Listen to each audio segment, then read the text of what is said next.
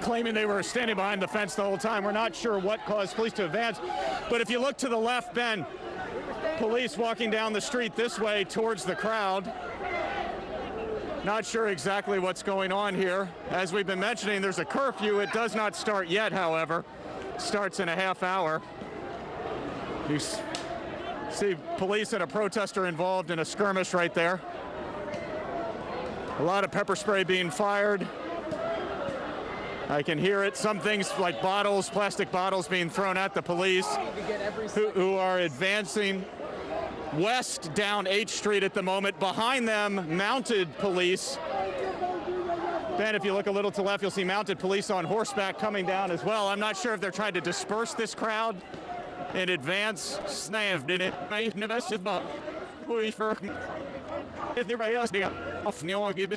It was this direction you're looking at right here from near the corner of Vermont and H Street that a lot of people started just running. And it was after that that they started running from the Lafayette Square side off to the right. So you see the police have formed a line here. They've stopped their advance for the moment. But what had been peaceful for quite a while now suddenly has taken a turn, just as it has the past few nights. And it was almost like police began advancing from two directions at once, coming from the east, essentially headed west, and then they started heading just slightly north from Lafayette Square. Here, police advancing again. And we're gonna have to get back in a moment here. A lot of pepper spray in the air. Watch out, Ben, watch out. Watch out. Come this way.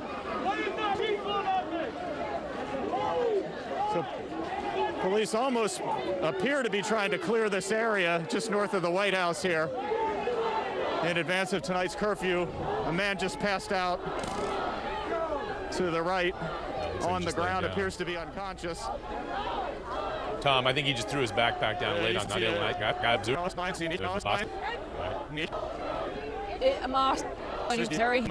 can you give us a sense of the direction that the police is forcing the crowd to move into? Which street are you on? What direction are they forcing the crowd? I am on the sidewalk of H Street, just north of Lafayette Square, which is just north of the White House. So essentially, these police you see right here, and they're advancing again. And now they're. Gosh, see that's a photographer. That's going on now. A member of the press. Now there's just a lot of violence erupting. Ben, back up, back up.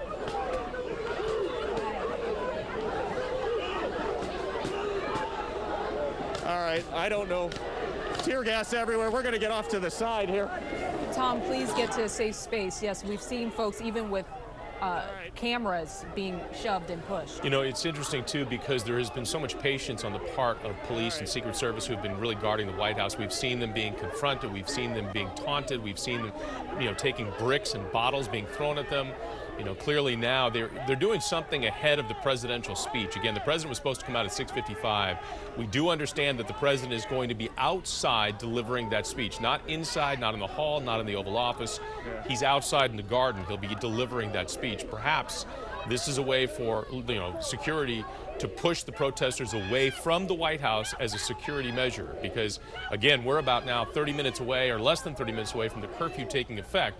And the curfew does now give the right for all law enforcement to clear the streets. If you are a non-essential person out there, considering that you're not first responder, a member of the media, or you're on your way to and from work, you can be arrested. And it does not look like these folks are in any hurry to clear the street. You mentioned the president wanting to hold this news conference outside. That is an interesting decision, because we have seen many powerful remarks delivered from the Oval Office. The Oval Office is always an option, but him deciding to speak outside sends in itself another message as well. Yeah. His critics have been giving him a lot of heat. Saturday at the launch of SpaceX, he spent a good deal of the time talking about what had happened with George Floyd and the response. And it almost seemed awkward given the fact that the backdrop was NASA and they were celebrating SpaceX getting back into space, Americans back in space, taking our own astronauts to our ISS. But he spoke a great deal about what was going on. Since that time, critics have been really kind of, blasting him, saying you haven't come out with the right tone. You have not come out to quell any violence. And in fact, the tweets that he's been offering up in the meantime have had the opposite effect of consoling, the folks that need consoling and quelling the violence that we have seen that has erupted coast to coast, big in cities and small cities as well. Law enforcement is up against a very tough job here. I mean, you're dealing with thousands of people. And they're moving in again. They're moving in with force. Yep, they keep moving and keep moving and they keep moving. And there's tear gas again. And they've been taunted, and they have shown a great deal of restraint. Obviously, this is much different. This is something we have not seen, where they're now taking, they're on the Guys, I'm trying to get behind your line. They're on the offense now, pushing they're maybe corralling the protesters in a direction where they can better deal with it. All right. Watch out, watch out. A lot of members of the media, by the way, have been targeted as well, shot with non-lethal weapons, the rubber bullets. We've seen that literally being aimed at them. It says press. They have their credentials out. They have their cameras. They identify themselves, and still they were being shot with rubber bullets. It just doesn't seem, and these are different cities. It hasn't necessarily happened here in D.C., but we've seen that around the country. It's just, all right, you guys can come to me again if you need to. Tom, right, you're Tom. live. Talk to us. Tom, you're up. Hey guys. Hey, Ben, come back here a second. Police actually just took a couple steps back here, but this appears to be something the police are doing. I talked to protesters who said it was unprovoked. It appears they're trying to clear this area for that 7 o'clock curfew, and they started early. But the police have now advanced basically an entire block from one direction. And you see there's a standoff in the distance with mounted police and protesters. I don't know if these police are about to advance again, but we will step back if they do. You can see a show of force unlike anything we've seen during the protests over the weekend going on right now. and Tom, are those flash grenades we're hearing going on and tear gas? Those are what I believe they call flashbangs. I believe we've seen over the weekend, we saw fireworks and flashbangs. The protesters would set off fireworks. The flashbangs would be set off by police. They would throw them to try to get protesters to move back. I believe they were flashbangs that you just heard there. You see the mounted police advancing in the distance. Again, what this seems to be is a concerted effort by police to clear the area in front of the White House. Yeah, and the horses are some of the About greatest to crowd advance control. again. They're advancing up north on 16th Street Yep. at the moment. To the right. All right, here they come. That's police advancing north on 16th Street, so we're going to get back here. Yeah, we're just a little let's just slide out. Lafayette Square, correct? Yeah, what started this, but talking with protesters, seeing what they're doing now, I think. All right, we apologize Clear for the Tom's signal. Your signal's kind of cutting in and out a little bit, which is understandable considering it's live television and you're moving around as you're keeping an eye on what's happening there. So we'll get his battery changed and get it back up and running. But again, we did see the mounted patrol. They were now pushing into the crowd. If you haven't seen that before for crowd control, horseback is incredible. They go shoulder to shoulder with the horses and they just walk in the crowd. And that's a lot of poundage coming at a human being. It'll trample you. It'll just go right over you. So it has the effect of pushing people away. It does appear, though, from this concerted effort on the part of law enforcement, they're corralling all the protesters into one area, trying to push them away from the White House. And that would make sense given the fact that we do now see the stage is set for President Trump to come out and talk. It is an outside press conference or an outside briefing. I mean, he may not take questions for all we know. We don't know what he's going to say. All we know is that he's expected to come out and talk. And we do know from his remarks today with the governors that he had today that he has been calling, the president has been calling for cities and states to show greater force, to take order of their streets. And we're certainly seeing that here today. You think back, and I can't recall the last time we've seen a scene like this. We've never seen anything like this play out. Yeah, that was the word the president was using. He said that the governor should be dominating the protesters. Not necessarily the protesters so much, but the folks that are the ones who are carrying out the lawless acts of throwing, bricks at the officers and destroying buildings and committing arson. You know, that was what the president was responding to, saying basically, you got to toughen up, you got to dominate those folks. It didn't come out right. The optics were wrong, the wording was wrong. It basically came out saying that, you know, dominate the protesters. No, the protesters, by and large, across the country, we've seen thousands of people taking to the streets peacefully, demonstrating, conveying their sense of anger and passion about what happened to George Floyd a week ago today in Minneapolis. You look at these scenes and you can't believe it's the nation's capital. It looks like scenes that you would see in other countries, but this is the United States of America today. This is where we are today. We have our Heather Graff. She's also on the ground monitoring the situation. Heather, if you can hear us, tell us where you are and what you're seeing. I can hear you guys. We are on 16th Street between I and H, so not too far from where Tom is standing. And eerily, we're almost standing at the exact same spot that we were yesterday when the AFL-CIO building was set on fire. But I can tell you, we were at Vermont and H Street when we started seeing police officers, including U.S. Park Police, move into place. We know that 7 p.m. curfew is approaching, and so we started seeing officers move into place, forming the line, and they just started pushing the crowd. We saw a lot of pepper spray pellets deployed, a lot of people who were, including our photographer, honestly, hit by those pepper spray pellets, and the police just continuing to try to push the crowd. So they moved them basically from H in Vermont, down H, and then at Lafayette Park. Now they're pushing them down 16th Street and away from the White House. So just to give you a lay of the land of kind of the direction that they appear to be moving or trying to move this crowd. The crowd obviously not happy with being moved. And we've seen people throwing things like water bottles back at police. So as my photographer kind of shows, you can probably see that line of police officers in the distance there. They are standing basically right in front of the Hay Adams Hotel. So just to give you perspective there, that line is now set between the Hay Adams Hotel and St. John's Church, which again, we're kind of right in the thick of it last night as well. Heather, was it peaceful before all this got started? Was there any problems out there?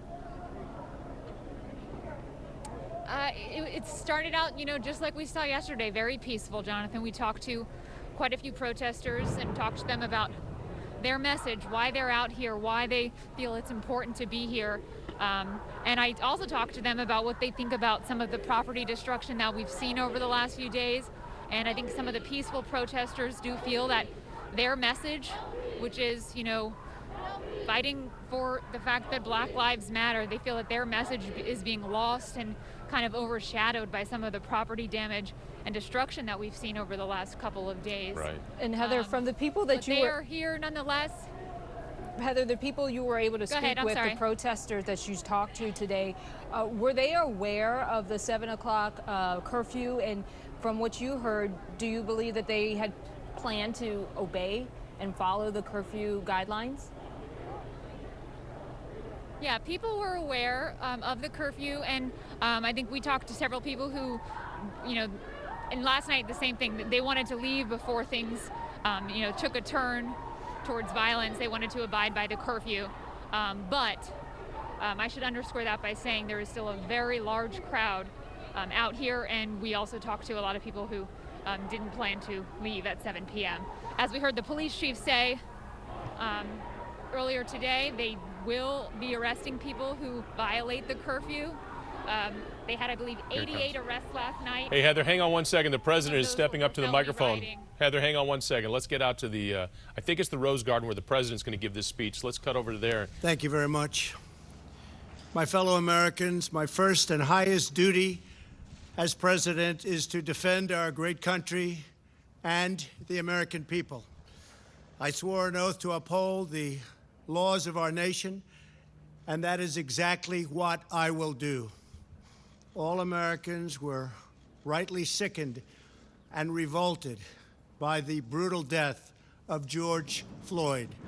My administration is fully committed that for George and his family, justice will be served. He will not have died in vain. But we cannot allow the righteous cries and peaceful protesters to be drowned out by an angry mob. The biggest victims of the rioting are peace-loving citizens in our poorest communities. And as their president, I will fight to keep them safe. I will fight to protect you.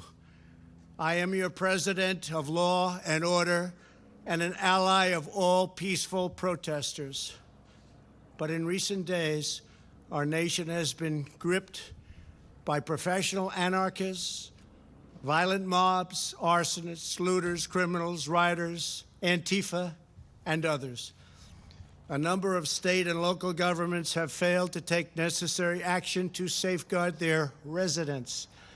Innocent people have been savagely beaten, like the young man in Dallas, Texas, who was left dying on the street, or the woman in upstate New York viciously attacked by dangerous thugs. Small business owners have seen their dreams utterly destroyed. New York's finest have been hit in the face with bricks. Brave nurses who have battled the virus are afraid to leave their homes. A police precinct has been overrun. Here in the nation's capital, the Lincoln Memorial and the World War II Memorial have been vandalized. One of our most historic churches was set ablaze. A federal officer in California, an African-American enforcement hero, was shot and killed. These are not acts of peaceful protest. These are acts of domestic terror. The destruction of innocent life and the spilling of innocent blood is an offense to humanity and a crime against God. America needs creation, not destruction. Cooperation, not contempt. Security, not anarchy. Healing, not hatred. Justice, not chaos. This is our mission, and we will succeed. 100%, we will succeed. Our country always wins. That is why I am taking immediate presidential action to stop the violence and restore security and safety in America. I am mobilizing all available federal resources, civilian and military, to stop the rioting and looting, to end the destruction and arson, and to protect the rights of law-abiding Americans, including your Second Amendment rights. Therefore, the following measures are going into effect immediately. First, we are ending the riots and lawlessness that has spread throughout our country. We will end it now. Today, I have strongly recommended to every governor